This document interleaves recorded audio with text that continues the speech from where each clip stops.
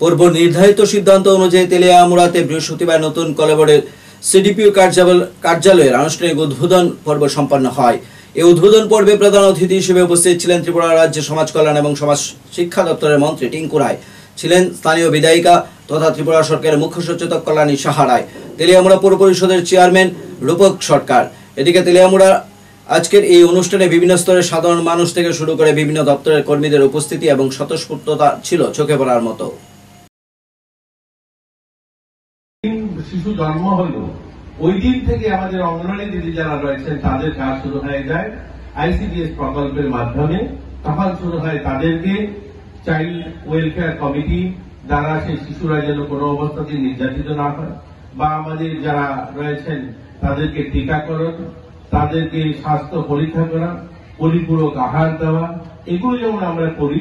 পাশাপাশি শিশু কল্যাণ কমিটির দ্বারা ওই সমস্ত শিশুদের অধিকার যেন কোনো অবস্থাতে লঙ্ঘিত না হয় সেটার জন্য আমরা কাজ করে থাকি।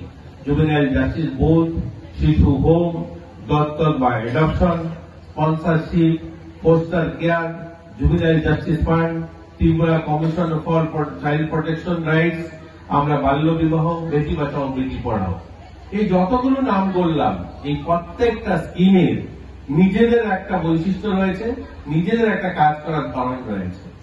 আমাদের কোনো কারণে যদি বাবার মৃত্যু হয়ে যায় বা বাবা না থাকে, ওই শিশুর জন্য যেমন আমাদের ফস্টার কেয়ার রয়েছে বা আমাদের স্পন্সর।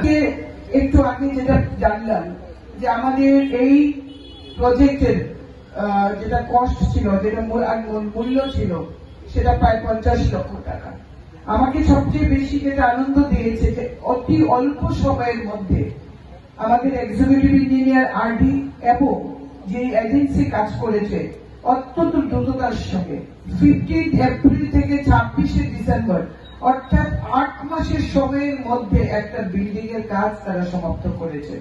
এজন্য আন্তরিকভাবে ধন্যবাদ জানাবো এক্সিকিউটিভ ইঞ্জিনিয়ার আরডিকে এবং যে এজেন্সি কাজ করেছে তাকে, ওনাকে, যে এত অল্প সময়ের মধ্যে আমাদের এই কাজটি সম্পন্ন হয়েছে। অবশ্যই আমাদের সিডিপিও সহ তার এন্টায়ার টিম প্রত্যেকেই ধন্যবাদের তাদের ধন্যবাদ পাওয়ার অধিকার রয়েছে। কেন কি